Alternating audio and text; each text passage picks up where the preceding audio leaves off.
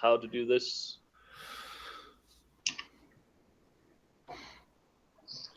Vis pesqueira. And Pesqueira. soon, and we should be live, I think. Yay, we're live. Awesome. Drop us that link. Yep. So we can share it out with our peoples. Why did I put that picture on it? I need to put another picture on it. That's really weird. All right, I'll throw out a link in the on Twitter if you guys want to throw it out to anyone. If I disconnect because I opened Twitter, I apologize. That's fine. You just pop back in again, so to speak. Yeah, I'm already at the video and I just tweeted it out. Yeah. Hooray! Live stream. Hello, I'm already internet. at the video. Sorry? I didn't say anything. Oh, okay. I thought someone said something. It's probably Liz's husband. I think it came from Sevvie, and that's way too deep for Sevvie. I don't know. I can hit some pretty low notes when I'm singing. I noticed. Did anyone catch the end of that stream when I decided to do a 6-piece concerto? I did actually, yeah. No, I actually missed that. Sorry.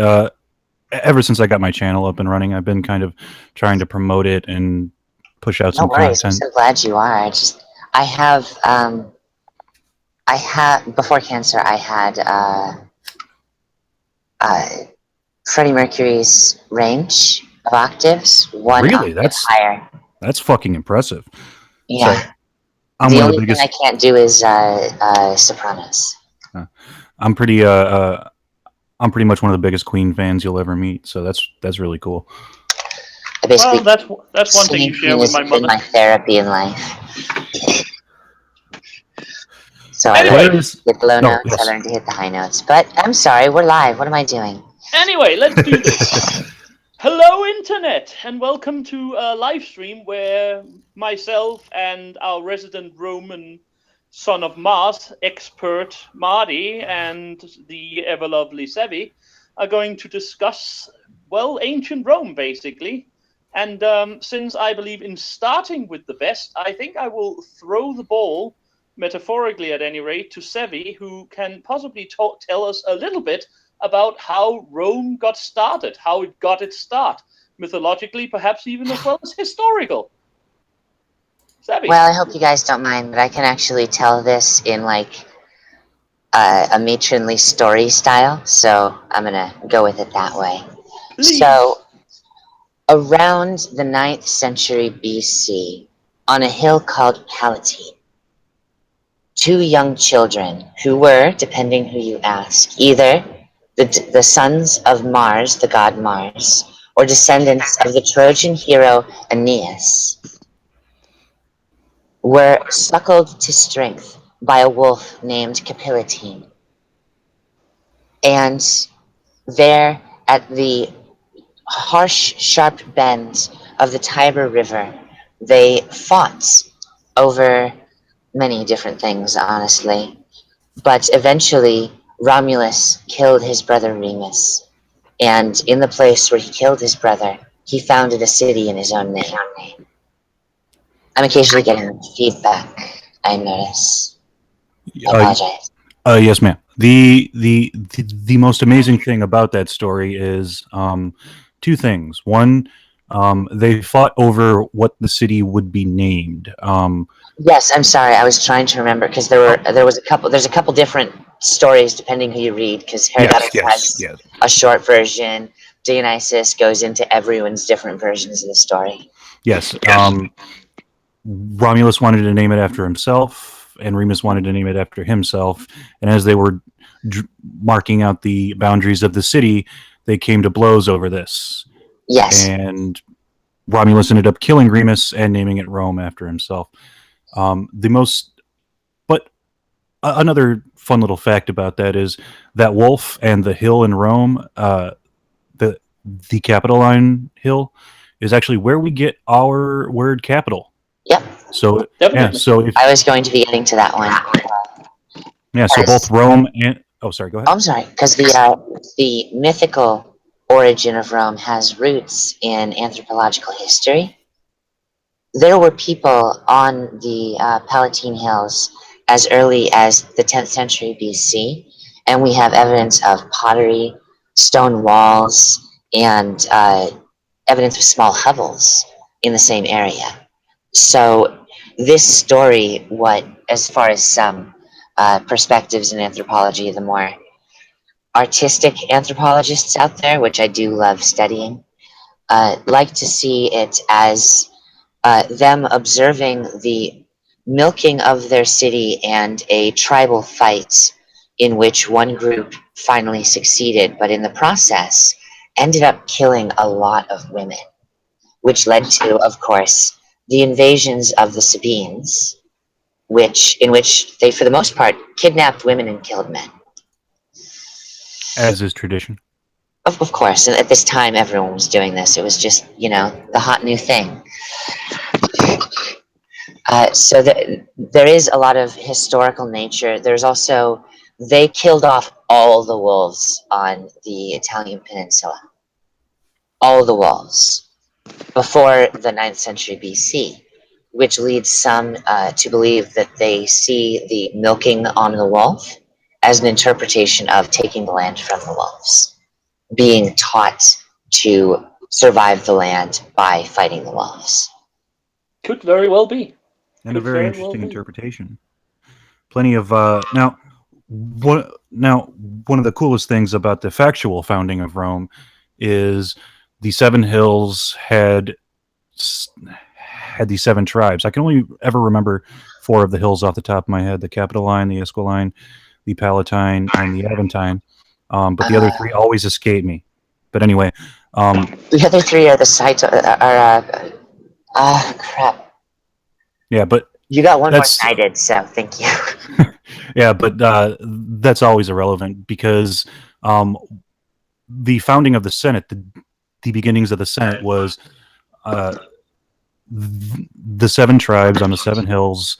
Um, of course, each tribe wanted to be in charge. Of course. However, um, each bringing something different to the table, and what ended up happening was was representatives from each of the tribes would meet and, of course, decide policy, and that is what would eventually become the Senate.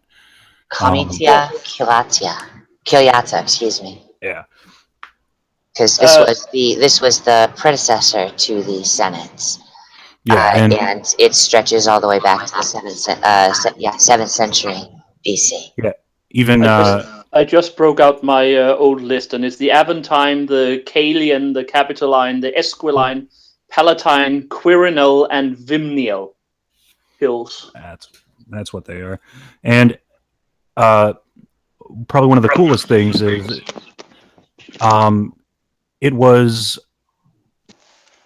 an equality of opportunity, not an equality of outcome scenario. Because um, also, if you notice that Esquiline Hill, you'll find most of the horsemen of the early Roman army came from the tribe of the Esquilines, which is also where we get our modern word equestrian. Yep. Because They were the steppe people of the area. yep, and their their husbandry, their horsemanship, is what led to the largest portion of the early Roman cavalry. Mhm. Definitely. I heard a theory a while ago, and this is just a theory. This is very little to do in fact, but the concept of the twin myth is not. I mean, it's not. It's fairly common. It's not unique to Rome in any way. I basically heard a theory that Romulus and Remus was basically the same person who went through a sort of a who was Remus, and then basically because he committed some crime, went through a symbolic death to become sort of the personification of his tribe, the personification of his city, I've Romulus. I've heard this theory. It's based on some very interesting interpretations of the Greek response to wolves in ancient history, Yeah. because the Greeks, I don't know if you've noticed, but Greeks treat wolves, and most Roman historians attribute Roman history to connect to Greek history. Uh, Shit, I just lost my place. I'm not high enough or too high, one of the two. Try to take a Uh, hit and see if it comes back to you. sorry, sorry about that. Someone jump off that. Well, anyway, like I said, it's a theory at any rate. I don't know particularly. Right, I'm sorry. The so in Greek and Roman mythology, you will always see wolves representing uh, sin and crime. Essentially, they will be in an image where someone is performing some act of cruelty. You'll always see a wolf in the background. Uh, you'll see it on pottery, where the wolf is usually attacking a person who is defending another person, the wolf representing an opposing army or an invader. This is actually where we get the word Aborigines from, interestingly enough, because in this time, the Aborigines tried to invade Rome and take their women, and they were able to fight them off because of the combination of tribes. Seems probable. I mean, it's a possibility. The problem, I suppose, is that apart from various archaeological traces and so on, we actually know fairly little about early Rome because our most primary sources would be stuff like Would be like Livy, Cicero and yeah. yeah, Yes, and Livy 800 years later, or something like that. of Yeah, course, and I rely heavily on anthropological data because that's just my school of thought. Yeah. yeah, and I mean, uh, I do take the historical accounts into consideration from contemporaries and not only contemporaries, but of course later scholars. However, all of these are open to interpretation. I mean, Of course. you can't really read the Gallic Wars by Julius Caesar and take it all as at face value. The guy was pretty much doing his own publicity, and he was really good at it. He was a demigod in that. But it's also important to hear these because these stories represent a possible perspective from the earliest Romans themselves and how this image of what it is to be Roman meant as the centuries went on. Oh, As definitely. you can see, this same hubris all the way at the end of the Roman Empire.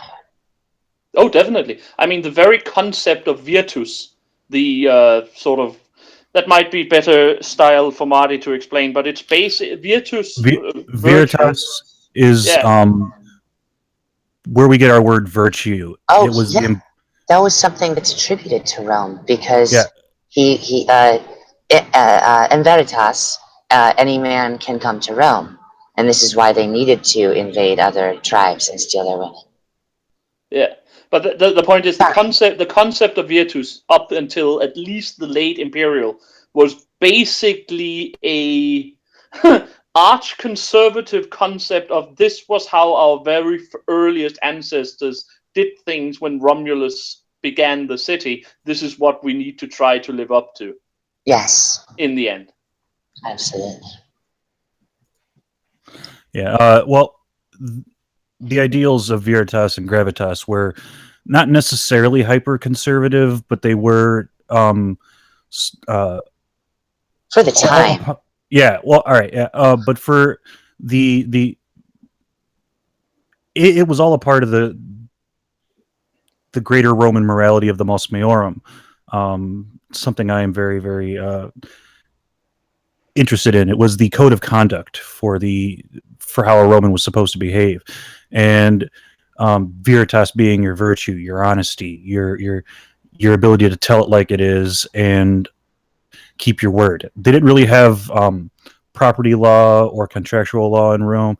It's just that it was very, very, very they didn't uncouth, have very, written very language for a while. Yeah, so the idea was ingrained into your common, average, everyday Roman citizen, Was verbal all the way up to tradition quite often. yeah, yeah, all the way up to the patrician class that you behaved this way or you were a bad Roman, and this lasted for many many years.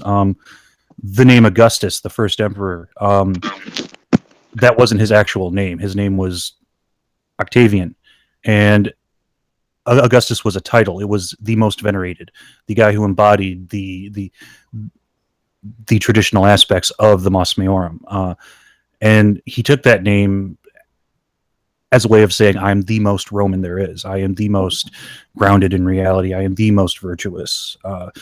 It seems And it seems the chat would like a translation of gravitas and vietas. So if you could just Oh, give that really quickly, perhaps, all right, before well, before we confuse everyone too much.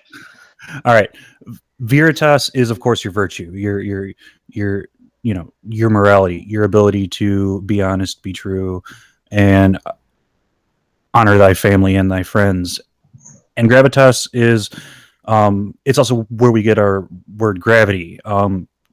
Your down to earthness, your ability to be planted in reality, your stern stoic demeanor, and directly related to the Greek Stoic. yes, They come from the same, at least, spirit or mythological roots. yes, ma'am. So I hope that translation was enough, because you you do have to understand that there are a lot of words in Latin and English that are closely related, but you can't really just use it as a thesaurus. What you would have to do is, most of these words require long explanations because the Romans simplified their language to identify with what they thought was the most Roman. For instance, virtue means a bunch, or veritas means a bunch of things, gravitas means a bunch of things, but Because you can, Veritas also incorporates a certain level of liberty into it.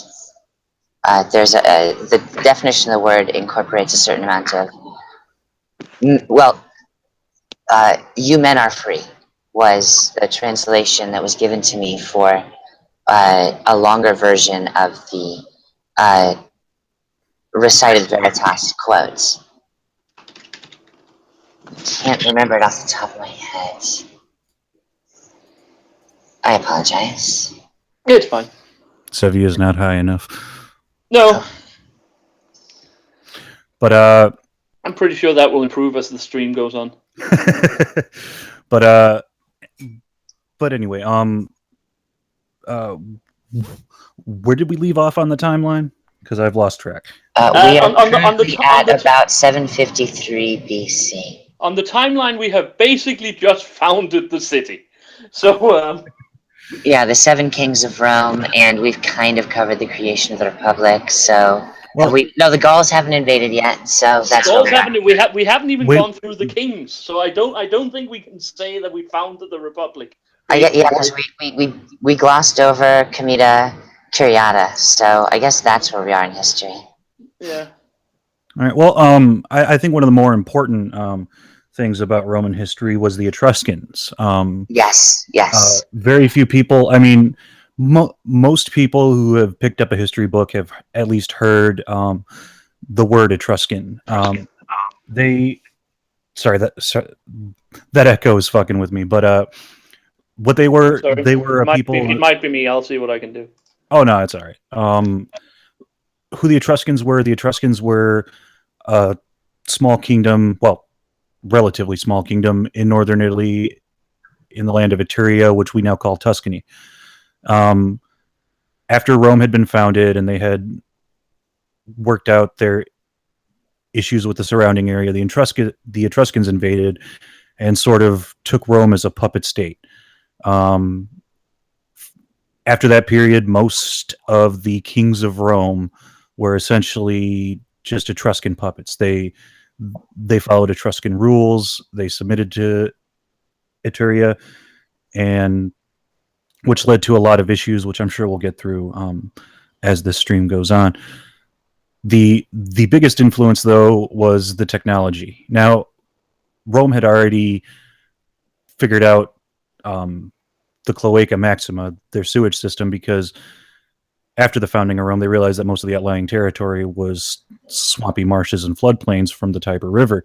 So they figured out how to build a solid sewer system, which is still in use today, by the way, 2,000 plus years later. Impressive enough. And yeah, I mean, God, we in America can't keep our sewers running for fucking 20 years, but the Romans, it's still fucking, it's still working, 2,500 years later. And so, but after the invasion of the Etruscans, they had adopted a lot of Etruscan technology, especially in terms of their military tech. Their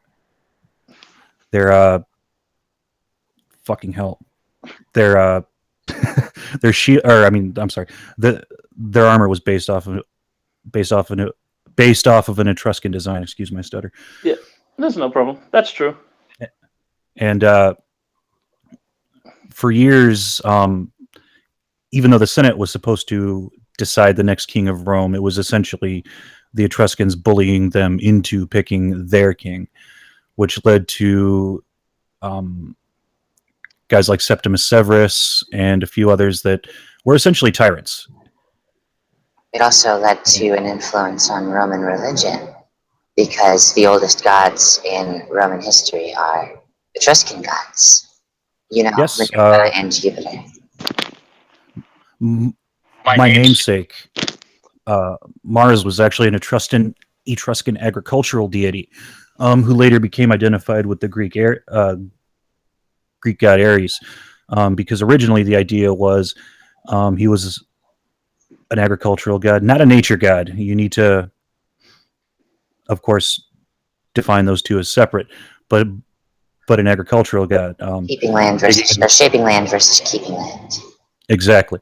And when you talk about your fields, the thing that was most vulnerable in the ancient world was, of course, your fields and your crops. Long before there was money and, influence and various other things, there was your food. And that is what people took most. They would invade you and steal your food. So, of course, the Etruscan agricultural deity evolved into a war deity to protect those fields, to protect your food, to protect the thing you need the most. Anyway, so let's jump ahead a little bit. We can always return to other things, but around the end of, around the end of the 6th century BC, the Romans basically got tired of being puppets for the Etruscans, as they had themselves grown somewhat more powerful, and also their current king at the time, a certain Tarquinius Superbus, was not really a popular fellow. So some of Rome's more powerful, shall we call them, internal nobles decided that, hey, let's make a go at it ourselves, and basically threw him out. It didn't. Yeah. Yes, go. Most notably the Junii, or the singular Junus. Yes, Junius Brutus. Yes, is I was most actually going to famous add for to it. that. Yeah, the ancestor of course, Marcus Brutus, the famous betrayer of Caesar. Who did in fact invoke his ancestor in an attempt to sort of justify regicide, Yes, exactly. or tyrannicide more specifically. A fitting term. And after a fairly bloody conflict, they ousted the king. However, they didn't kill the king, which was one of their huge follies, because he just went back to Etruria, said, they kicked me out. And they went, well, let's get the army and bring it in. And it led to further conflict.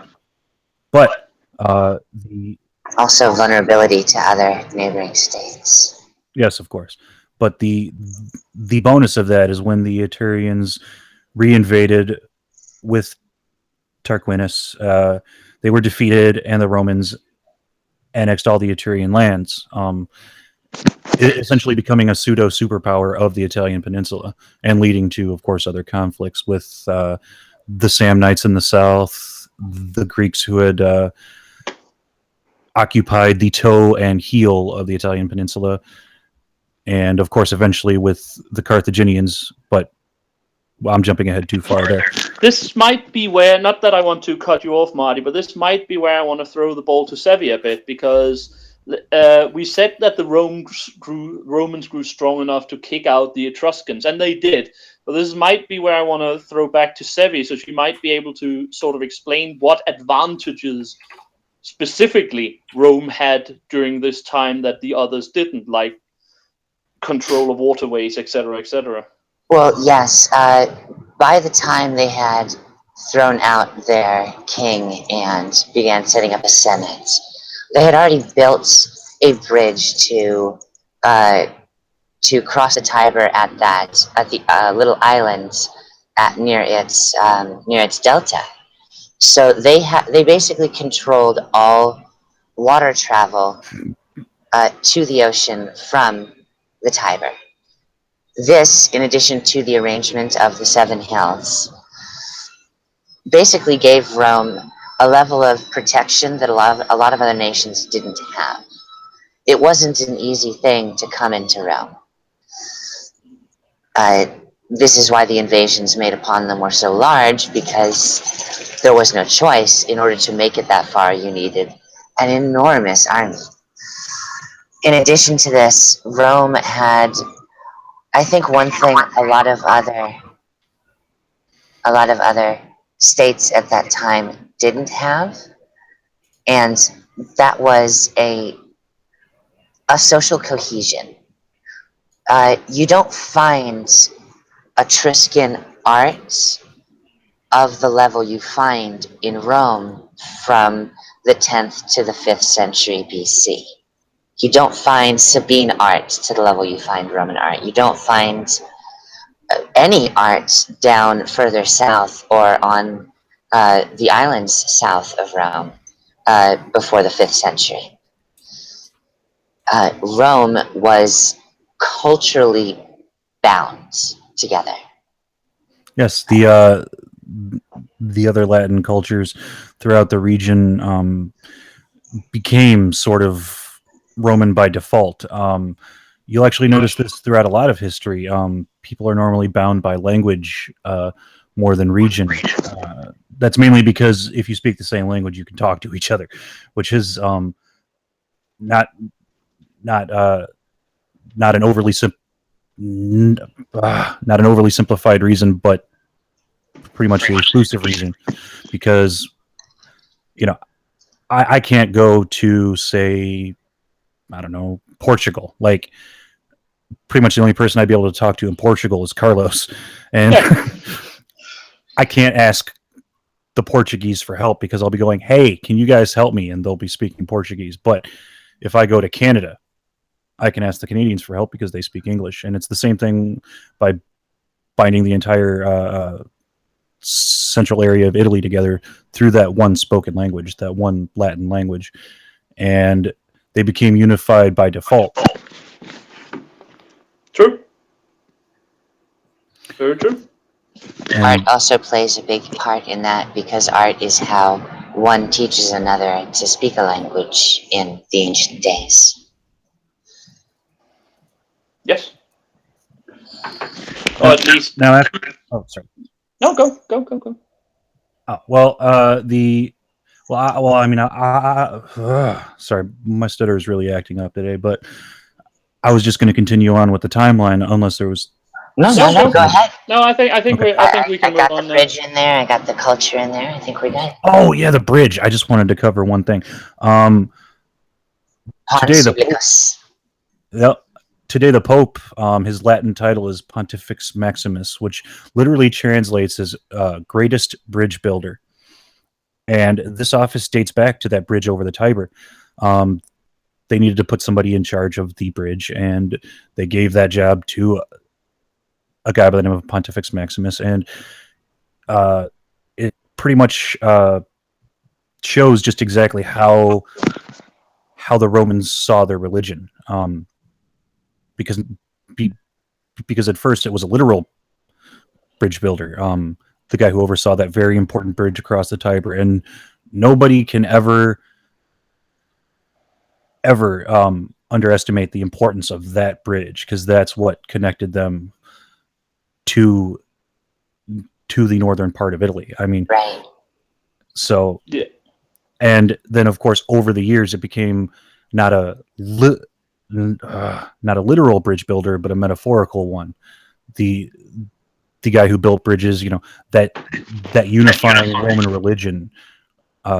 He became the man who built bridges between people who just believed in that evolving, ever changing, ever reshaping religion. But sorry, I just always thought that was cool. But anyways, back to the timeline. After the ousting of the king came the formation of the republic and the magistrates, which is a really, really cool thing. Each magistrate had their job, but they were clearly defined in a ranking system. Like, I mean, you had your censors, your casters, your ediles, and your consuls. They weren't all in that order, but they were clearly ranked. And in order to move through the politics of Rome, you had to do the curia, as it were. You had to move through the ranks of office, even though they all had very important jobs. And they were still clearly ranked, with the consul being at the top. Actually, let's go through that. Let's take that for a second, because that will, to a certain degree, might come in later. Let's go through the fact that any Roman who wanted to achieve a political goal basically had a very specific path going forward. I mean, you started out serving in the army, you moved to Questor, you moved to ADL, you moved to blah blah blah blah blah, ended up as consul. One way or the other. This was not. I mean, again, it speaks to the social. Yeah, my language is also suffering today. It speaks to the social coherence of Rome, when at least the upper classes, basically for 500 years, could do things in the exact same way to achieve the exact same result. Yes, and if you look through famous politicians, guys like Marius, guys like Sulla, guys like Caesar, they all moved through those ranks. And kind of parallel to how we do things in America, though there is no official ladder. Like, there is no official way to go about it. I mean, Barack Obama himself went from a state legislator all the way up to president, like that. So it's not so clearly defined as it is here in America or in most modern politics, but we do have something similar here. You start off as like a representative, and then a senator, and then you move on to like an office in a president's cabinet or vice president, and then on to president itself. Indeed. Anyway, Not to tangent, but do you know how many presidents have become president from being vice president? very few, I would actually think, but I don't know. Really? Oh. Yeah, that's impressive. It rarely ever happens, but people gamble on it all the time. Yeah, I do believe Bush the first was the last one. Yep. Jefferson, I would assume. Yep. I don't know the last two. I couldn't tell you the last two. Jackson and Garfield. Interesting. Interesting. But of course, I mean, it depends on how you count on it, right? Because someone like Johnson sort of also moved up, but there were extenuating circumstances, so to speak. Yes. Well, Johnson had competition, but this is a different Rome we're talking about. That's true. Anyway, yeah. I think it might be time to move up the timeline a bit again, because where we're at, the Gauls are just about to invade. That and I would like to talk, but I would like to make notes that before the Gauls invade, our dear Romans make friends with Carthage in a formal treaty. Yes. Please talk about it, or please mention it. Well, and they were also very isolationist. But there's just one thing I wanted to cover real quick, and that would be the top position of the Roman curia. Oh, excuse me, sorry. Oh, yes. the consul, which is effectively the president of Rome, a king. Co-presidents at the time. Yeah. Well, I mean, I was going to get to that, but a king in all but in name. They had a lot of power. They commanded the armies. They had numerous powers that would equate to a modern president, but there was two of them. The Romans had such a fear of another dictator that they took their highest position and split it into two parts, which was highly effective for them, which one would think that having two guys who sit at the top eye to eye would cause lots of conflict. This rarely ever happened, which speaks mountains to the integrity of the Roman people, because even though you had two guys sitting at the top, sitting eye to eye, this rarely ever came into conflict. Now, Well, until the very end. oh yeah, of Pompey was course, a cock. yes, he was, but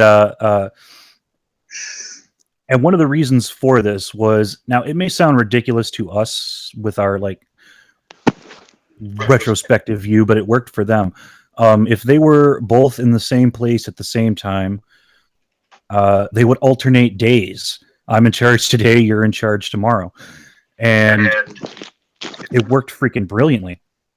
And Yeah. still to this day, like, I marvel at just how effective this simple system was, and just how amazing and how and how much of that veritas and gravitas these guys were able to exercise in order to keep this what would appear to us to be an ineffective system so effective. Yeah, but it also, one also has to remember that consuls and most of the others, yeah, they were positions of honor, so to speak. Yeah, they were positions of power, but also because they were, they were only for a year at a time. Most holders of those positions never really forgot that just sitting around gathering power for power's sake wouldn't do anything. They had to go out and do something, and the best way to do something is still to cooperate with the rest. But I also think we need here, perhaps, since we're talking about the consuls and how the system works, to remember what Sevvie said before we started, the motto, Senatus Oh, Populus yes. Romanus. Because we can't, we talked about the Senate, and the Senate is important, but we cannot forget how much power, how much actual power the freeholding people of Rome actually had, even if they weren't of the nobility. Any person could come to the plebeian council, speak to their adil. I can't remember how to say it. The Delay. assistants. Thank you, adile. The assistants to the tribunes, and their their message would be heard by the Senate, or at least by tribal assembly. Yes. Yes, but you do have to understand the plebeian assembly and all of the plebeian magistrates was more or less a later addition. In the beginning, it was that just solely the patrician class that called all the shots. There was no idea of the plebeian. Now, free land holding citizens could join the army, could acquire wealth, could acquire things, but unless you were born of that of that of that senatorial aristocratic class, you really had no room for political advancement. All of those plebeian assemblies and plebeian plebeian magistrates were all later additions during the populares Right. optimate conflicts. Fuck Yeah, you, but sir. my point wasn't so much. Again, I might have misspoken. My point wasn't so much of the power they had, but that they were never ignored by their leaders under normal circumstances. They were never completely ignored. It was not until later that the Senate basically became a tight fitting circle who cared really only about the higher strata of the community.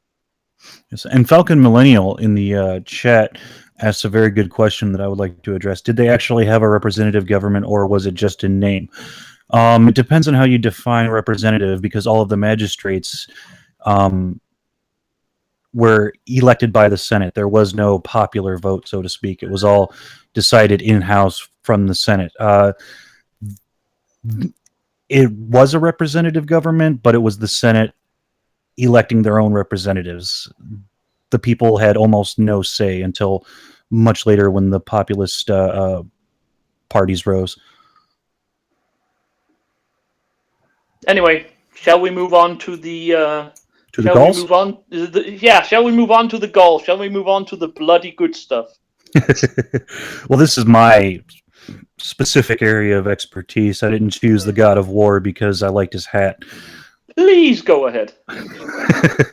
All right, so the sacking of Rome in the 5th century BC was really a very potent turning point for the Republic as a military power.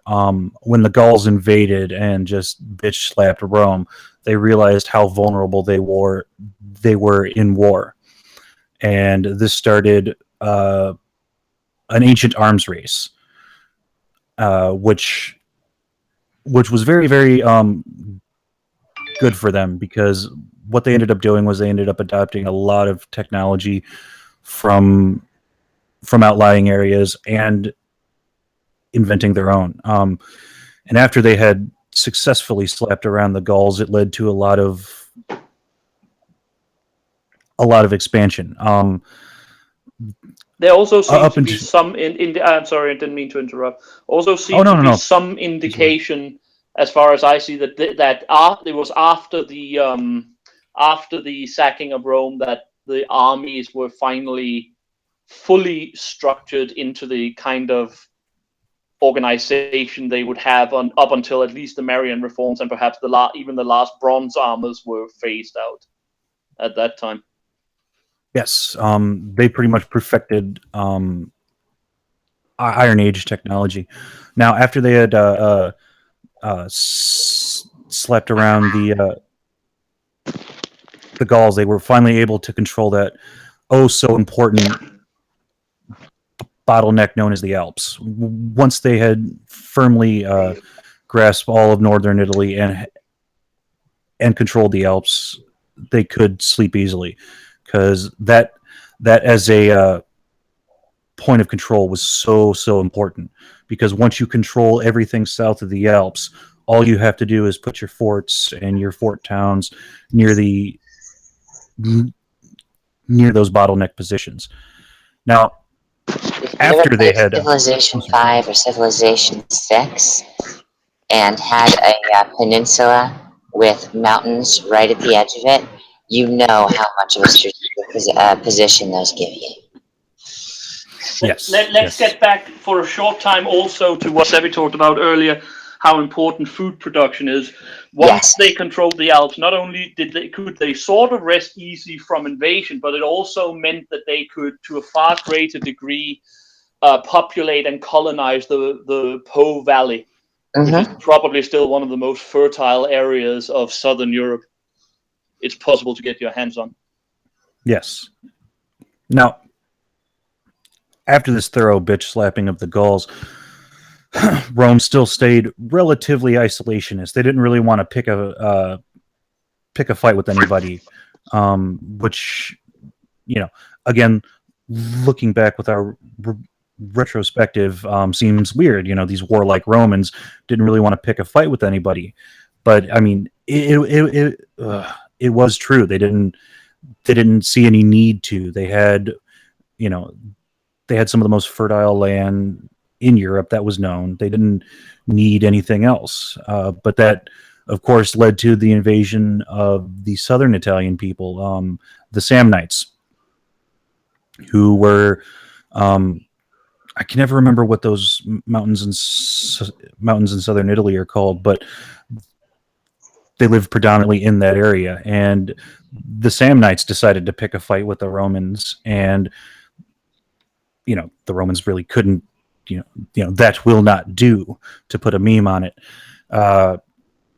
which led them to, of course, fight the Samnites, and also completely revolutionize exactly how they fought war, not just how their army was structured, but how their army moved. Typically, before then, they would fight in the Greek-style phalanx, which is great for fighting in open fields. if you can form a solid phalanx, no one's getting through you, especially with the kind of training that you would put into a Roman soldier. So having this strong phalanx was good when fighting in the open fields or fighting in a bottleneck area. However, since the Samnites lived in a mountainous area, the phalanx was not very mobile. And when you needed to move through mountains, needed to move around a hilly battlefield, the phalanx would fall apart easily. So what they adopted was what we call the maniple, which was a box formation similar to a phalanx, though not exactly, because the the maniple formation was set up kind of like a checkered board, where you would have a square of dudes, and then behind to the left you would have another square of dudes, and then behind to the left, or I mean, then in front of the left of that guy you had another square of dudes. A perfect checkerboard formation. Now, what this allowed was a lot more mobility. Since it was smaller units, you could move these individual units around to surround a hill or to fall back on a hill while not giving up any ground in the area to the right of you. And if the battle started swinging in your favor, you could push up the maniples on your left or your right to get some flanking action going on. And for those of us who play video games, it's easy to throw off a flank as, oh, it's a +2 bonus. But in an actual real world battlefield scenario, when you have somebody to your front, somebody to your left, and somebody to your right, it's very hard to move, it's very hard to react, and it causes a lot of chaos in a battlefield formation. So the war with the Samnites completely revolutionized how the Romans fought for the better and allowed them to have that stronger, better, more potent military. Also, after they conquered the Samnites, they took their shield. They were all like, you know what, this is a pretty good shield, we're taking it. So that big, giant square shield called the scutum, you can thank the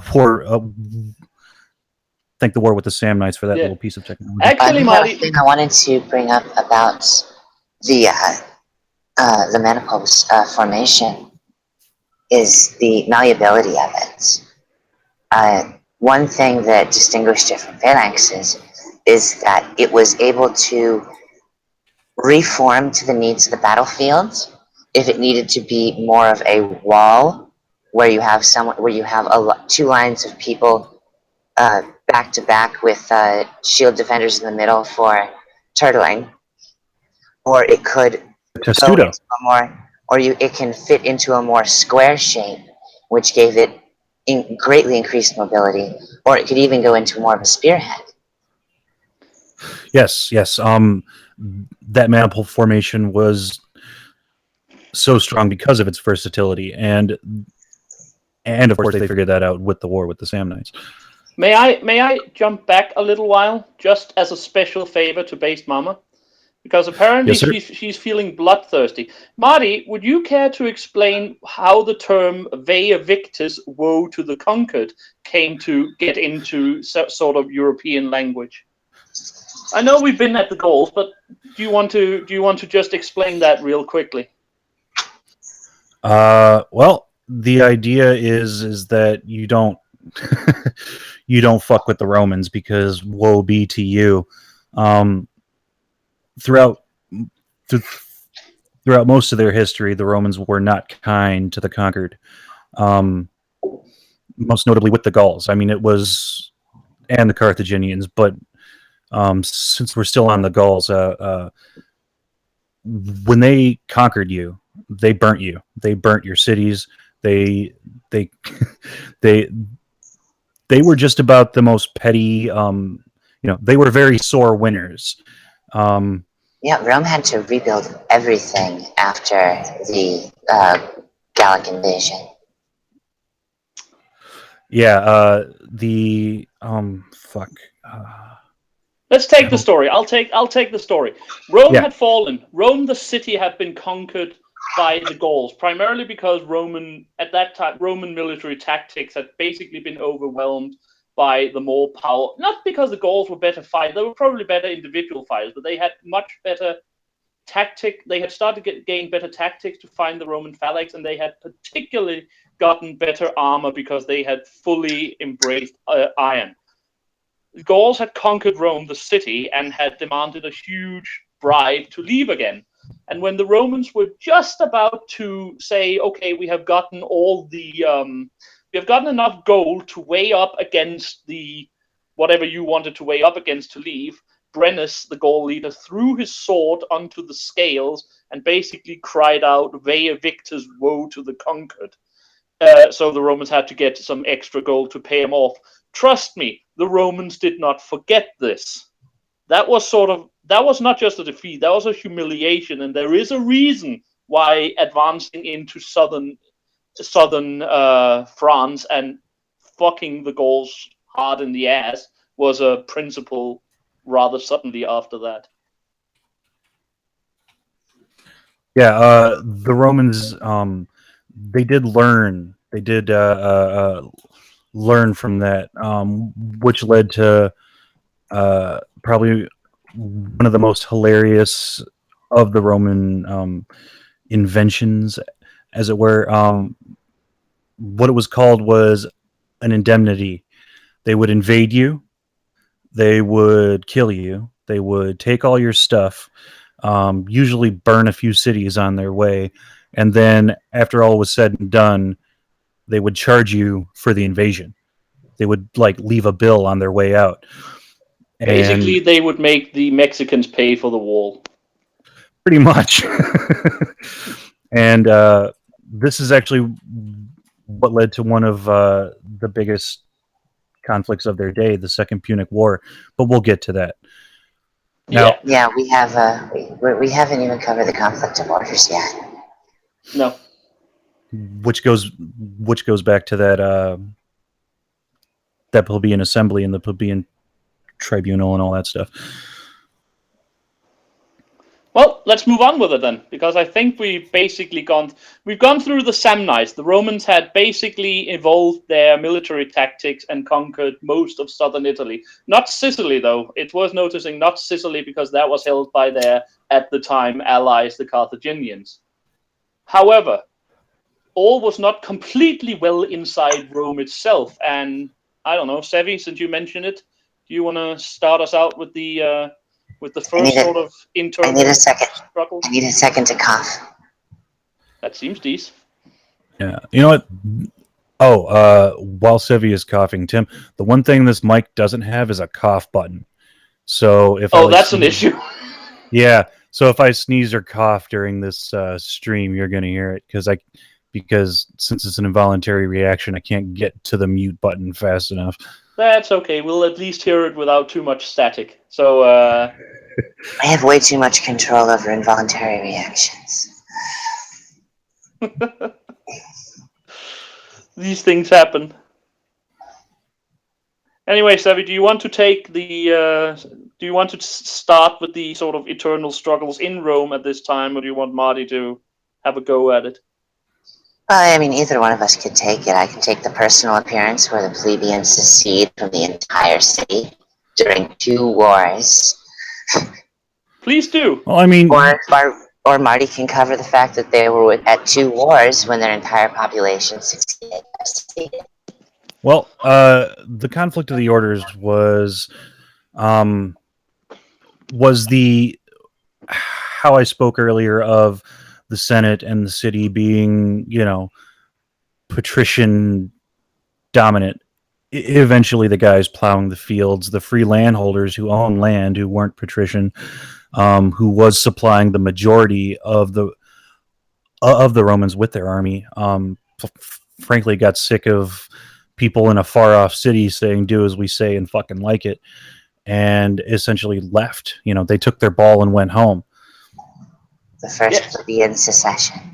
But perhaps we ought to just mention one thing here. We don't have to go into details. But when we say Rome, even the Romans themselves often refer to two things: the city and the empire. Both was Rome, and both were the same. But we should also always bear in mind that while the city was incredibly important, the empire itself was basically where everyone came from. If it's just been the city itself, Rome would have died out at least in the latter part of the third or fourth century BC. If not for, But really, anyway, if not for the Constitution. yeah. Oh yeah, the hyper complicated constitution, which I'm not even going to begin to describe. No, no, no, Um, no, no, no, no. we We'll could be here devote an all night. entire like 3 hour stream to breaking down the eccentricities of the Yeah. Roman Constitution. You think Yes, Americans? and it took. If, It was that complex. It was that complexity that made the plebeians happy, though, because Someone they look didn't understand it. They were comfortable with it. exactly. Someone look up the 12 tablets. The starting point. Uh, Anyway, the struggle of the conflict of orders. Go. oh, I'm sorry. I thought I no, thought it was I'm that was sorry. fine. I have a bunch of tabs open so that I could keep my data um, true to the history. So I'm just trying to find my place again. And there we go. It was about halfway through the 5th century BC. Or would that be 4th century? Would 4th have or been the No, fourth. 3rd? no, Probably would have been the fourth. yeah, That the plebeians essentially demanded the right to stand for consul elections. But the Romans refused them. This kept going on. There's like, we want this. The Senate says no. Plebeians say, we want this. The Senate says no. We want this. And the Senate finally says, okay, we'll figure a way to do this. yes. Only consulship is for our aristocratic fucks, but you can still be consulars. Yeah, the idea is for a long time the optimates, the conservatives of the Roman Republic, were had this idea that only a patrician can can embody all that is virtuous, all that is grounded in reality. So this, of course, prevented a lot of the plebeians, even free land holding plebeians, from being in the Senate, from serving in those magistrative positions, which led to the creation of things like the plebeian assembly and the very powerful, well, I mean, what would later become the very powerful position of the tribune of the plebeians. Um, so Well, this is when you what look leads back, into the Lincino Sextian law. wow, it's rare that I hear a word a This phrase or a is word in the Latin that I don't understand. early tribunes Gaius Licinus Stolo and Lucius Sextus put together a law that created uh, allowed the election of one plebeian consul each year, as well as addressed economic issues that the plebeians were having. Okay. This Yeah. is what led to Maybe I know it by a different name. This is what led to the creation of the praetorship and the curula aedileship. Yeah. It's not something people often mention, but it's basically where the plebeians got the right to. It's basically when the plebeians got the right to elect one of their own without senatorial oversight. Right. Yeah. Okay. All right. Yeah. Yeah. Very Yeah. Yeah. sorry, very early history. I'm best before zero. No. No. No. I mean, I of course have heard about this spoken before. I just never heard it, it referred to It's as that. not many people who actually remembers the name of tribune from the mid fourth I've century actually BC. I've So studied American law, so I have a bad habit of remembering everyone's law like that. it's not a bad thing. It's really not a bad thing, especially when you're dealing with Rome, considering how they define their timelines and so on. So it's not a Right. bad thing. It's just rare to see it. Yeah. Yeah. And throughout the conflict of orders or the struggle for orders or however you want to refer to it, it kept coming back to unwashed masses, which is probably one of my favorite terms, because, as I said, you're free landholding plebeians, the guys who, owned the farms outside of Rome, who owned, the stretches of land that the roads were built on. These guys kept kept saying, "Look, we're going to take our ball and go home. We're going to take our ball and go home." However, the senators didn't care. They just plain old didn't care, because they thought, oh, these guys need us because we're the ones that pass all the laws, we're the ones that pay all the bills. However, when they did take their ball and go home, the senators were just effectively said, well, shit, what do we do now? It's also important to recognize that at this time, for both parties involved, this was remarkably new. This Yeah, system of no single dictatorial monarch, this system of having senators off in a far city who are experiencing completely different weather, let alone completely different conditions than those in the, I can't remember the term they used, but essentially states further away from Rome. And this led to, great conflict of interest, because the senators were thinking of the interest of Rome, both the city and very, very personally the city, but also the empire as a whole. Whereas the plebeian landholders, they only could see the plight that the further away states were experiencing. And those in closer states were more to agree with the further out plebeians than they were with the core senatorial Romans.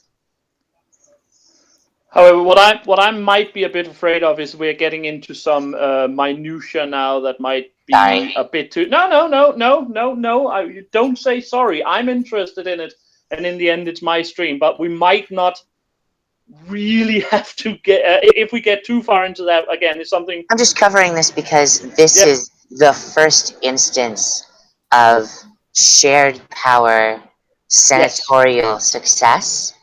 That And was that was basically what I wanted to get yes, to get to the effects of the matter rather than what actually right, happened, so to speak. right. And well, and it's I was kind of segueing into that with that. well, If you want to go ahead, go ahead, Marty. Sorry. well. The thing about that is it perfectly um, segues into the First Punic War, Right. Yeah. because the thing about the First Punic War is this whole thing started because some guys in Italy, they were effectively mercenaries, go into Sicily and decide to pick a fight with Syracuse, which at the time was a Greek city, occupying more of what was then called Magna Graecia, or Greater Greece. And they picked a fight more. They bit off more than they could chew, and the Greek inhabitants of Syracuse fought back, and they were getting their asses handed to them. And so they went to the Carthaginians, who were already on Sicily, in the western part of the island, and said, "Hey, can you guys give us a hand?" On the So most part of the island. yes, so the Carthaginians were all like, "All right, we've been meaning to add the rest of this island to our collection anyway." So the Carthaginians, of course, jump at the chance to fuck with Syracuse. They they invade, they take over the city. However, the mercenaries that started the conflict to begin with thought they should have been in charge. They're like, wait a minute, this was our idea. You guys are just taking our idea. And the Carthaginians were like, dude, we did all the legwork. All right, so this is ours now. First case So of they took our gerbs. yeah. So what ends up happening after that is these mercenaries who had appealed to Carthage, um, they decide to go and appeal to Rome. They say, hey, we're Italian mercenaries. You guys are an Italian superpower. Let's work together. And so the Romans were like, uh, well, we could use that grain on Sicily. We do like, all right, fine. So this leads to the First Punic War. Well, it's also important to Effective. note that they Sorry. were made Roman. The mercenaries had to obey the Roman. What Yes. is it? I can't remember the name of the code of conduct. But yeah, they had to obey the Roman code of conduct, essentially, Yes. or And else Rome would kill them. yeah, and you don't break a deal with Rome, and we'll figure out why during the Second Punic War. But so this this conflict of, I mean, this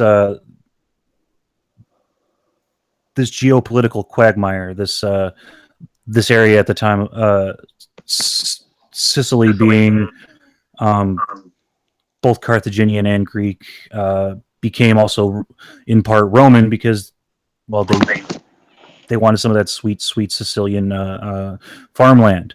Again, all going back to war over farmland. Now, this led to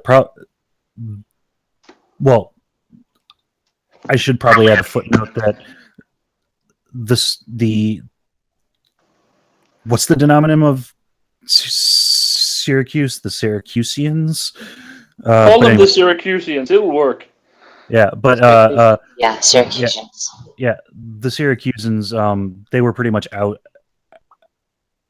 outed really quickly, and they were never heard from again. They pretty much went back to Greece and said, you know what, screw these guys. But so this led to the First Punic War, which, hilariously enough, uh, when they were fighting on land in Sicily, the Romans were just like handing the Carthaginians their asses. You don't really uh, beat the Romans on land at this time. So, in order to have to gain ground, to gain them oh so important victories, the Carthaginians used what they did better than most anybody else. Carthage was a trading superpower. They had the trading navy. The trireme and the quadrimarine were not only their warships but also their trading vessels. And because they had this very, very potent navy, they were able to smash all of the Romans' resupplies, their troops, their food, their money, anything they needed that was trying to get to Sicily was just totally boned. Which anybody who knows anything about warfare will tell you that logistics is probably the single most important thing you can have in a war. Getting those supplies, getting those fresh troops to the battlefield is almost more important than the quality of troops themselves. Almost. The army marches on its Adaptability stomach. to a changing Exactly. battlefield in those regards is Yeah. the mark of a good tactician. Yes. So the Romans knew that they were going to lose this war if they couldn't fight the Carthaginians on water. So, as the myth goes, they found one of the Carthaginian triremes washed up on shore and reverse engineered it and started building their own. Now, they pumped out this navy so fast. I mean, when you're talking about building a navy to a power that hadn't left Italy yet, I mean, metaphorically, overnight, they pumped out this navy.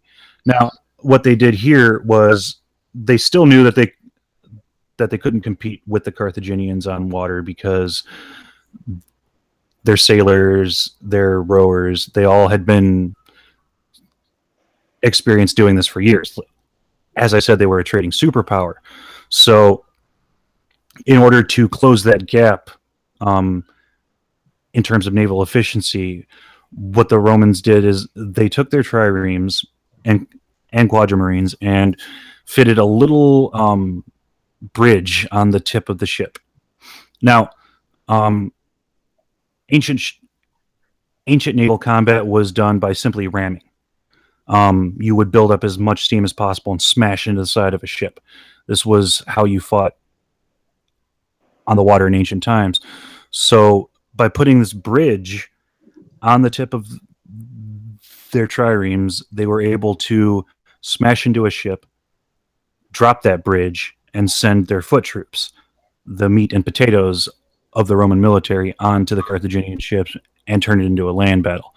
This right here was the turning point of the First Punic War, where they were able to turn these naval battles into analogous to land battles and effectively slaughtered a lot of them. This is basically the Roman strength.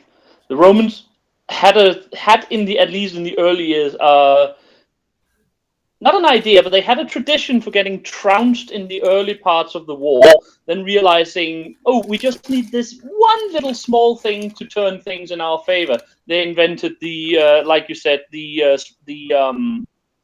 small bridge here at other time. It was basically just always that was basically how Romans developed their military technology. Get Mhm. beat, figure out what we need, build it, and then trounce everyone until they go back home and cry. And crying is a pretty good analogy to what the Carthaginians did. Oh yeah. One of the reasons it was so successful, though, is Rome's ability to rapidly exploit the new technology before Carthage could adapt. It took forever to get from Carthage to Rome. Yes, that's also true.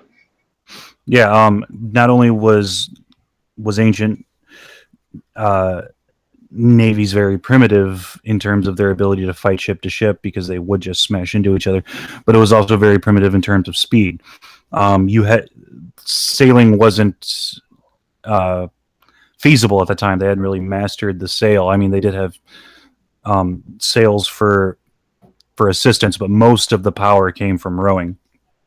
And if you take about 50 dudes and have them row, it's still going to take you a long. I mean, you're effectively trying to get from Rome to Carthage in a big fancy rowboat. Yeah.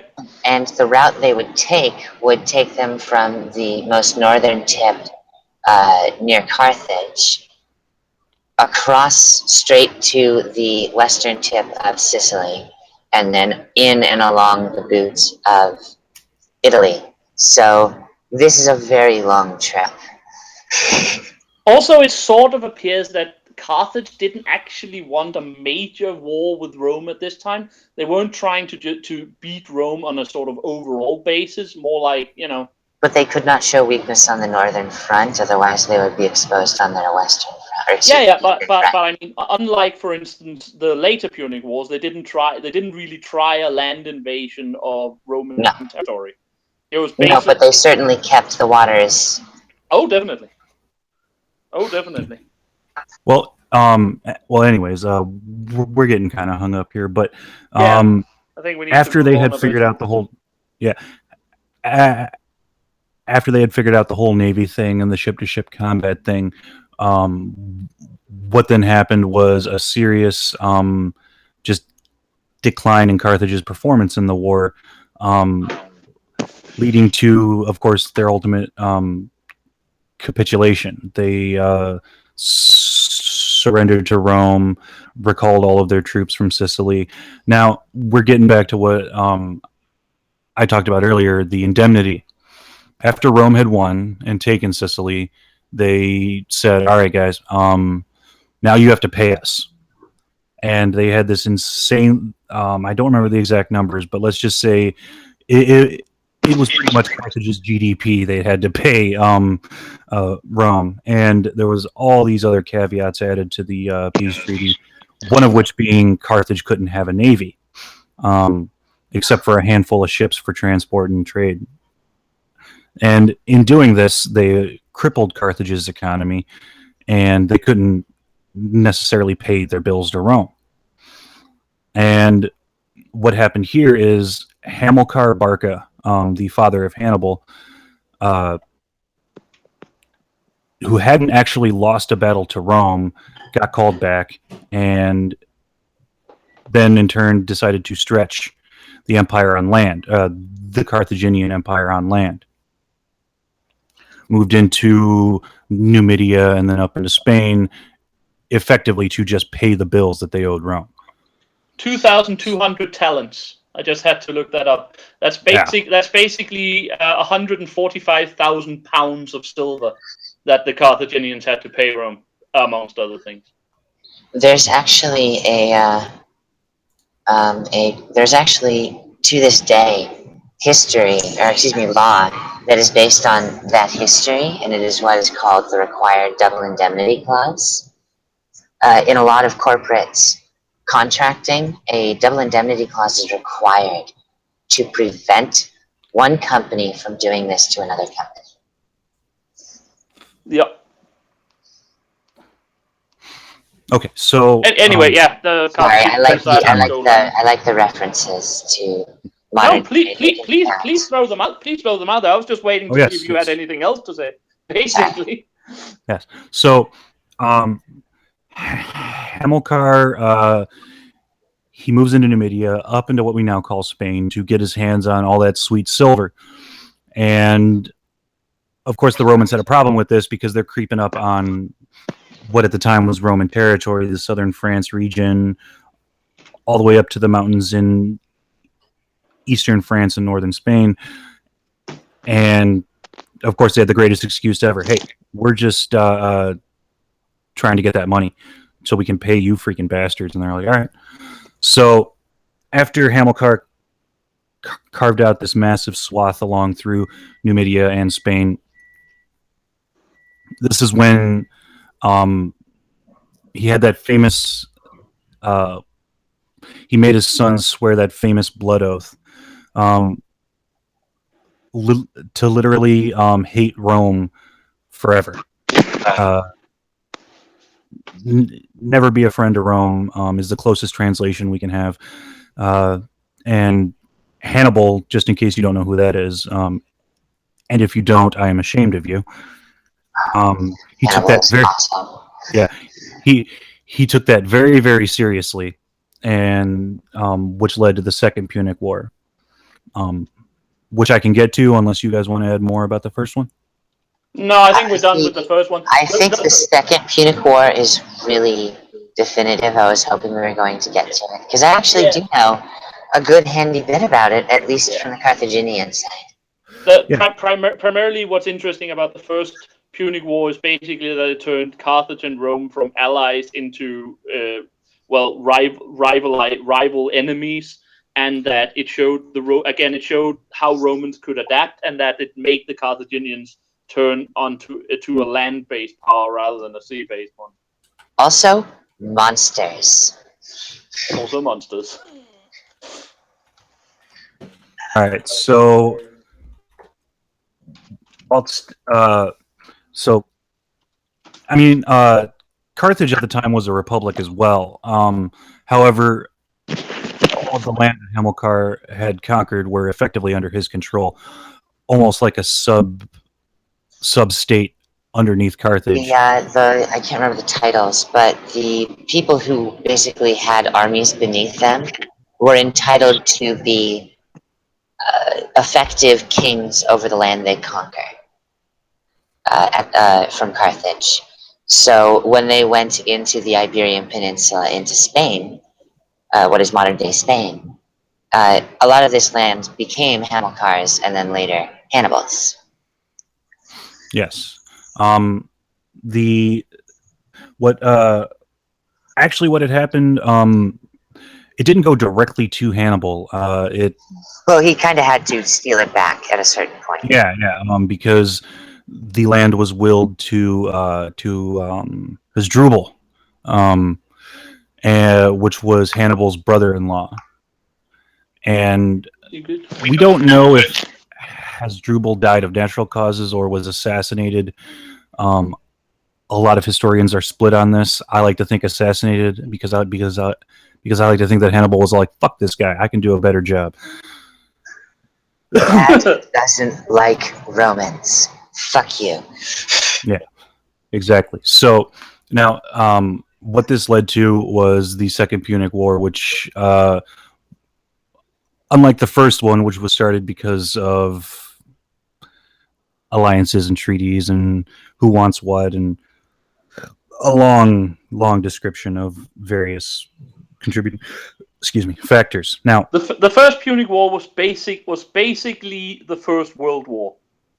A bunch of Yes. alliances had been built up, which when certain conditions were met, had to lead to some rather tragic war situations, and that's basically what happened when, like Marty said, the mercenaries went into Sicily and annoyed the Syracusans.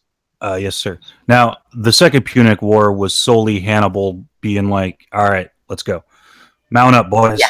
yeah. No, he was just like, well, you know what? There hasn't been a war in a while. We're gonna go east because Rome. No, it's ours. No, it's Yeah, it's Rome. ours. No, it's ours. See, all you have to do is rape and pillage. Yeah. All right. So Hannibal takes his army, which now I just want to go a little bit into the army of Hannibal. What he had, Elephants! Everyone Oh, knows the yes, yes, elephants. spoiler yes, alerts. yes. He had the Yeah, but it's my Carthaginian stream. elephant. I wanted to be able to say I it. know, but in the eyes of the Romans, these weren't elephants. What the fuck was an elephant? No one Yeah, on the these were Italian peninsula monsters. had ever seen an elephant before. These were tusked monsters with enormous, what the fuck is that thing on its face? And they come charging in with these. I'm sorry, do you want to tell it, Marty? I'm sorry. Oh no, please go ahead. I've been talking enough. They come charging in with these baskets on the tops with warriors with spears in them. So this elephant comes trampling over all of your fellow warriors, and then these guys up top jump down on top of you with spears. It was horrific, to say the least. Yeah, and all, although when the battle was, or sorry, when the war was finally moved to the Carthaginians' mother country, the Romans had adapted to that, and we began to see why elephants became a rather ineffective tool for war.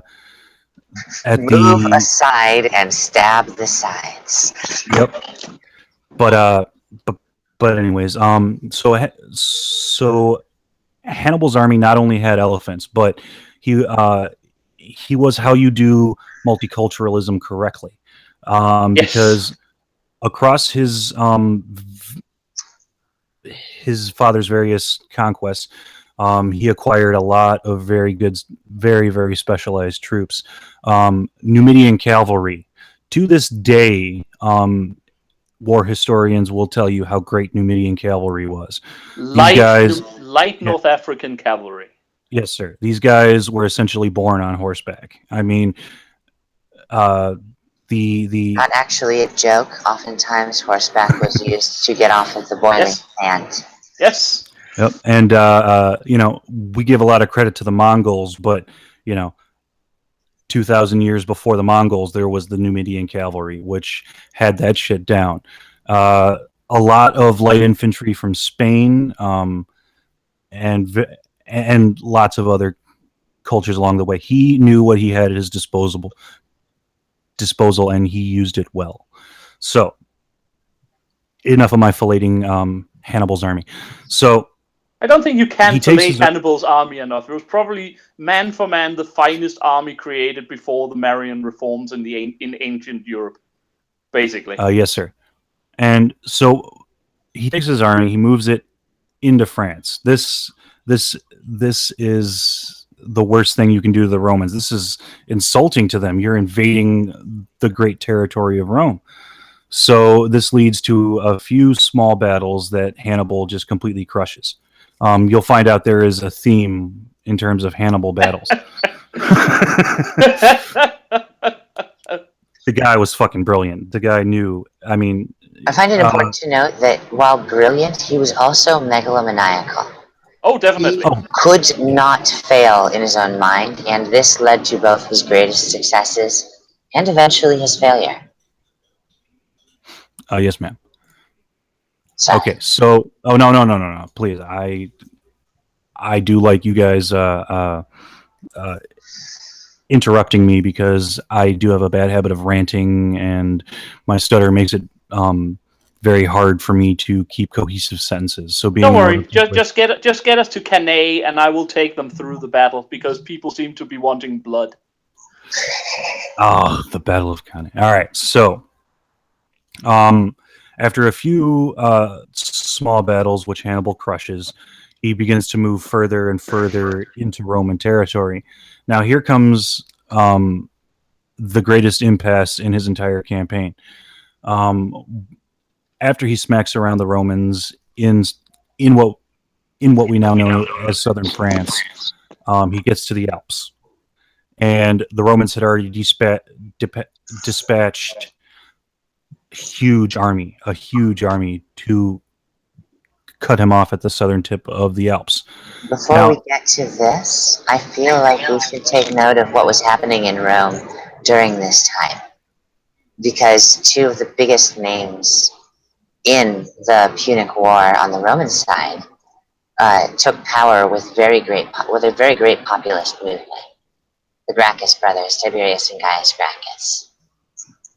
At the time that uh, Hannibal is crossing through France, Tiberius Gracchus follows in his father's footsteps and succeeds uh, and helps the secession of the helps with the I'm sorry, his father helped with the plebeian secession.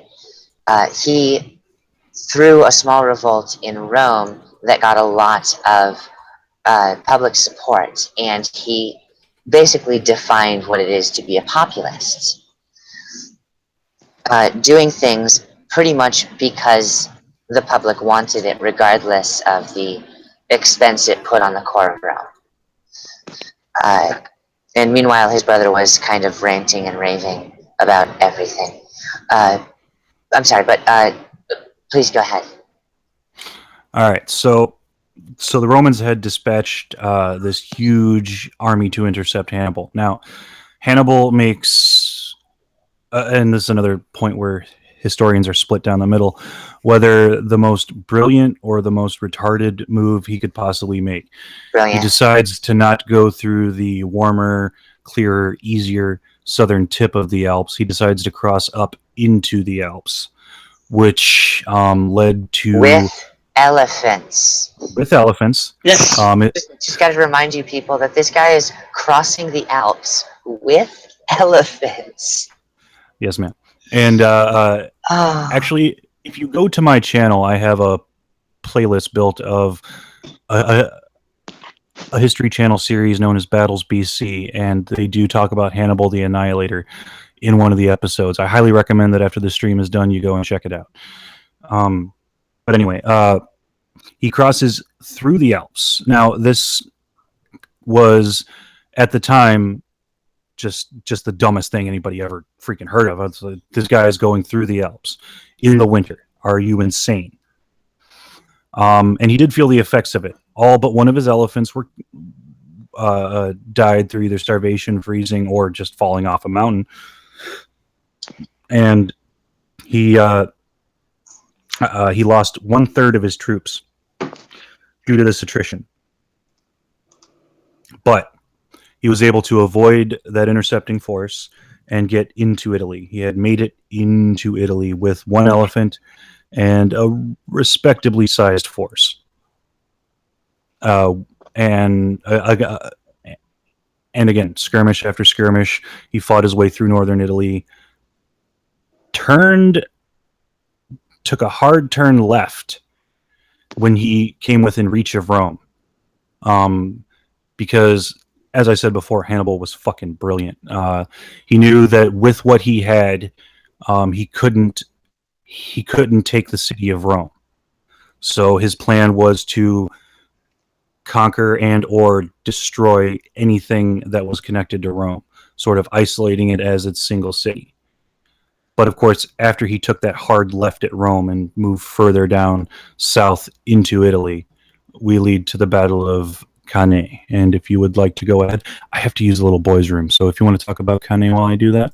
I will talk about Cannae. Cannae was basically one of those military turning points of the Roman world, because this was basically where the Romans got spanked like never before.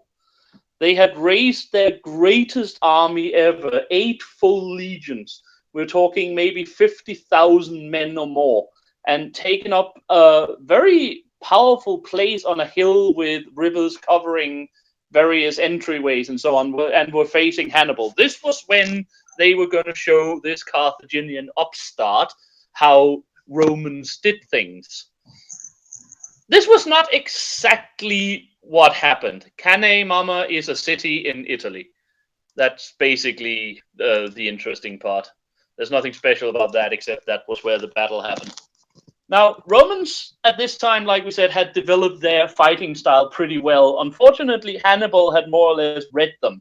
So he placed his army in the east, which means that when the sun rose and the Carthaginians advanced, the Romans had the sun in their eyes. So with his superior cavalry, Hannibal fairly quickly overran the Roman flank forces, the Roman the Roman cavalry flank forces, and instead of having his troops then going in towards the flanks of the Roman army, he moved his infantry up in order to keep them occupied while his own cavalry turned around and encircled them.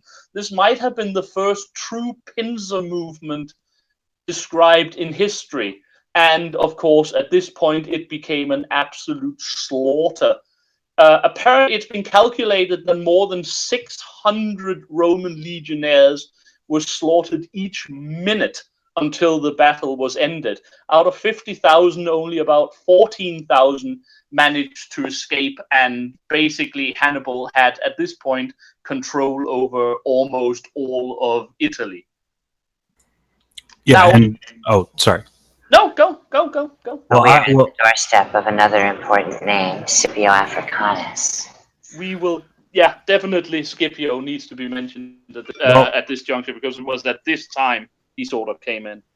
Well, just for anybody who plays first-person shooters, I would like to make a reference that you're going to like. Out of the Roman to Carthaginians KDR, or kill to death ratio, there were 1,500 Carthaginians killed and 15,000 Romans killed. So you're perhaps looking even at more. 15,000 yeah. is the conservative estimate. Yeah. So what you're looking at is a kill to death ratio of 10 to 1. And that is the most insanely ridiculous kill to death ratio you could possibly imagine. I mean, if you've ever played a fucking Bothax. Yeah. I mean, I just wanted to throw that out there. Hannibal as a battlefield commander was unmatched, and as much as he slapped around my favorite civilization of all time, I can't but help but I mean, it's amazing the art this man could do on a battlefield. Just testament to his stratagem. This was, however, when Hannibal's weaknesses started to appear, because he could beat everyone on the battlefield, at least at this time. What he apparently could not do, because he didn't have a siege train and his elephant was dead, was take a city. Hannibal did not go to Rome to conquer Rome. He kept on moving up and down Italy while plundering around. What this did, however, was, as Sevvie mentioned, allowing some fairly new rulers to get into power in Rome, amongst others the Scipii family with their most famous scion, Scipius Africanus, and raise a new army. This was the Roman strength. They had just lost perhaps 35,000 men in killed and captured, and about a year later, they had an even bigger army to confront Hannibal with. And they were still going through the reform periods of the conflict of orders, which we're only just really coming to an end to with the election of Tiberius and then Gaius Gracchus. Yep. Now, another name that history barely remembers, and I don't understand why. Fabius. Yes. He was one of those two consuls we were talking about earlier. Well, I mean, he held the position of one of those two consuls, as we talked about earlier. And this guy sat down. He looked at everything that was happening. He looked at the losses. He looked at the investments, and he realized very, very, very, very accurately that he could not beat Hannibal on the battlefield. I mean, Sadly, history often attributes this to Scipio. yeah, but the thing about the Romans is they, much like Americans, had this ego, this enormous ego as a civilization. Very rarely do you see such huge egos being attributed to an entire civilization, but the Romans had it. So when Fabius was telling people, "We can't beat this guy. We cannot keep fighting this guy. It's going to end us." The rest of the Romans were all like, "The fuck are you on about? We're fucking Romans, man. We will win. We will crush this guy on the battlefield as Romans do." And it's just, I'm pretty sure he face palmed so hard we could hear it today. But as these confrontations and battles went on, it eventually summed up in the Battle of Cannae. They needed to fix this. They needed to solve this problem. And now, just a little bit about the extraordinary magistrative position of dictator. Yes. Yes, very important. Every so often, if times were tough, the Romans would suspend their entire republic and appoint one guy to be in charge. Because in times of crisis, you can't have things bogged down in paperwork. You can't have guys arguing on the Senate floor when somebody's knocking at your door, ready to rape and pillage your entire city. So what they would do is they would appoint a guy to be a dictator who would call all the shots and solve problems efficiently. So what they did was they chose Fabius for this job to be the dictator to handle the Hannibal problem. Hannibal is at the gates. And Fabius knowing that he could not beat Hannibal on the battlefield, implicated a revolutionary strategy, what we now call the Fabian strategy, which was hassle and abuse, but never engage. So what this entailed was, every time Hannibal sent out for food, sent foragers out for food, they would, of course, kill them. Assault supplies, assault anything you can, harm him in any way you can without directly engaging him on the battlefield.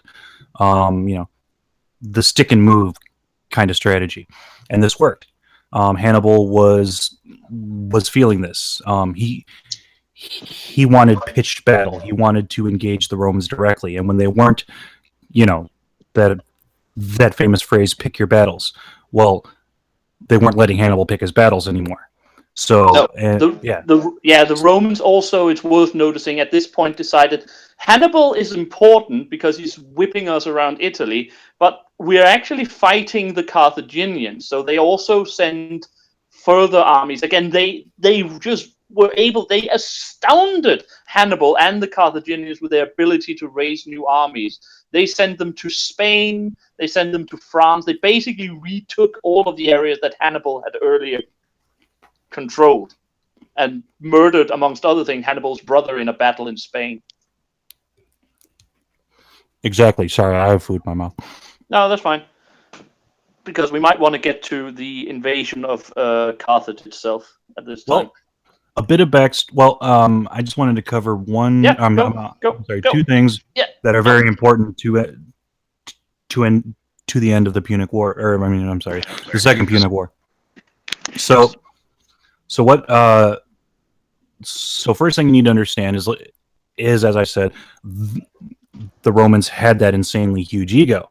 So as Fabius was demanding this harassment strategy, the Romans are looking at him going, "Dude, what the hell are you doing? We got to beat this guy." And you're just like sitting there just poking him. I mean, what the hell's wrong with you? He's like, "It's working. It's working. It's working. Shut up. It's working." And after his 6-month term limit. Oh yeah, dictators had a 6-month term limit, no more. So after his 6 months was up, they went back to the regular republic and went back to the two consul system. And I can't remember their names off the top of my head, but the two consuls that they put in charge had two very different approaches to the Hannibal situation. One wanted to fight him in pitch battle. One wanted to continue the Fabian strategy. And as I said earlier, since whenever two consuls were in the same place at the same time, they operated on different days, alternating days. So when they went back to that two consul system, Hannibal knew this, and again, the freaking genius he was, he knew which day his pitched battle consul was in office and decided to pick a fight on that day, and it worked.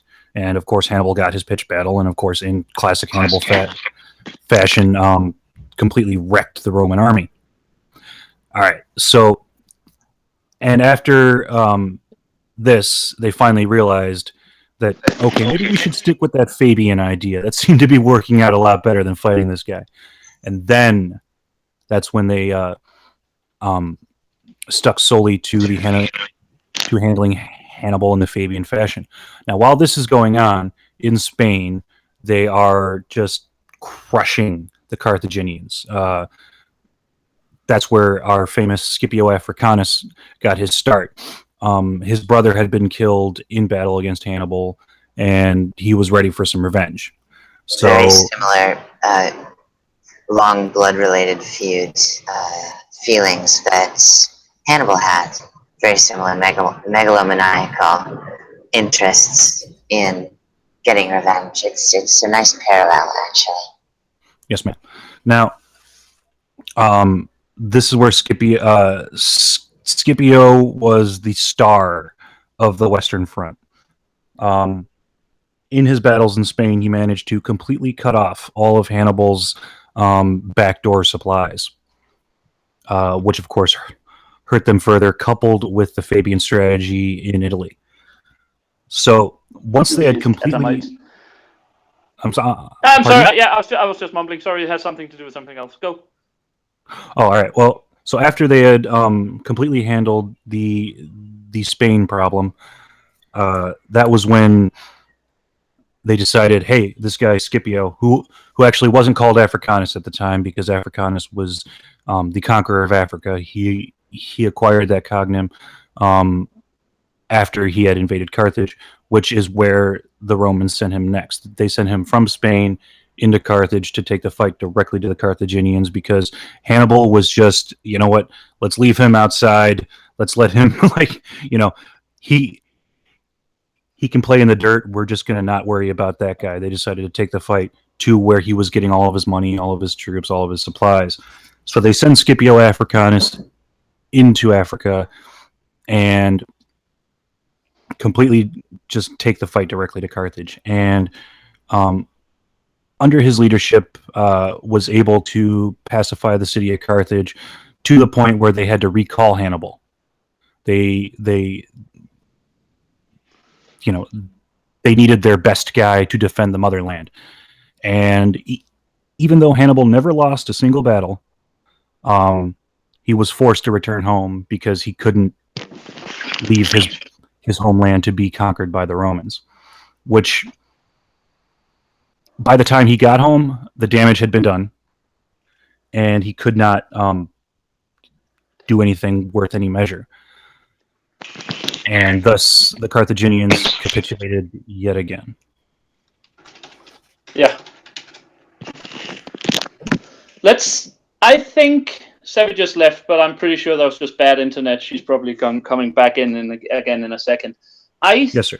I think we should take this up to the Third Punic War and then end there for today. If you would be interested, we could then do something else either next week or sometimes later to move it up. Let's do this 3 times, or at least 3 times, because I think we're going to stay here all night if we're ever going to get to pass this. Let's finish off with the Third Punic War after this. The next time we can take the conquest of Greece and the eastern areas and move up to the end of the Republic. Uh, I'm back. uh, Hey, sir. you turned your webcam off. How am I Yeah, supposed to fap without your webcam on? to Hannibal. Make me blush. All right, Sevvie, so let me just repeat that. It's not because I don't want to sit here and do this all the rest of the evening, but I think would you guys be interested in doing this again some other time? We maybe finish here with the third Punic War, and then do this again some other day where we can talk about the conquest of Greece and move up to the end of the Republic. Well, this is a really good place to stop because this is essentially the formation of the true SPQR. Yeah, that's what I say. Let's just finish off the the Punic Wars for now, but because we're not actually completely done with it yet. But if you guys are up for it, I would really love Yeah, I to would do love this some to. other time. I love uh, talking history. yes, I can and often do just sit and talk about Rome all freaking day. So I would Yeah, love to do this again. All right, now the third Punic War. It's not as cinematically impressive as the second one. I mean, the second one has strong personalities like Fabius, Scipio, Hannibal. The huge pitched epic battles. Whereas the third Punic War is more interesting from a cultural perspective. Now, it is. However, let's get Cato out of the way because everyone, at least everyone, again should know Cato and his famous quotation constantly. The After the Second Punic War, Carthage was actually getting back on its feet fairly quickly. I mean, considering how much again after the Second Punic War, I'm sure Marty will tell you more about it. But after the Second Punic War, Rome had again leveraged some very heavy war debts upon it. But Carthage actually got that back on indemnity to yeah indemnities. Carthage got back on his feet very very quickly, and in Rome there was this dude called Cato, a senator, and he got worried. So he finished every, at least that's what they say, he finished every speech in the Senate he made with, "Oh, and by the way, I feel like Carthage should be destroyed. It's a threat to Rome." And I'm sure you can all imagine it was basically a debate about whether to allocate more money to the repair of either the Great Sewer or building a new Rome. And this dude got up, spoke his piece, and then said, "Oh, by the way, these guys in North Africa, let's go over and kill them all." And they did. And they did. They well, destroyed Carthage. well, the thing Badly. about that, is since Carthage was still supplying a fair amount of GDP to Rome, um, they elected to leave Carthage alone. You know what? Let's just let them keep paying the bills. So, but uh, Rome eventually came into conflict with Greece. So at this time, the old Alexandrian Empire had been pretty much successfully broken up into a bunch of smaller smaller powers. There was, of course, Greece as a whole, and then there were places like The Seleucid Empire in the Turkey, Seleucid, the the Egyptians, um, Ptolemaics in Egypt, and so on and yeah, so forth. Antiochus in Palestine, et cetera, et cetera. And so the Greeks weren't really like as powerful as they were in the day, and they came to conflict with Rome as any expanding civilization would. So they end up fighting. They end up fighting the Greeks, and the Third Punic War is kind of like a smaller portion of that greater war with Greece. Um, Virus. I could talk about virus, but that's a completely different subject, and so probably something for the next time we do this. Yeah, like I said, we'll get to that when during the Grecian Wars next time. I think we'll almost have Yes. to mention it.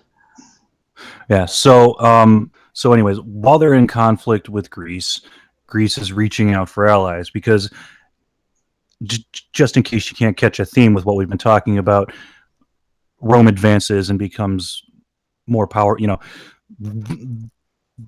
the Romans are kind of like Saiyans from Dragon Ball Z. Once you beat them, they come back 10 times as strong as they were.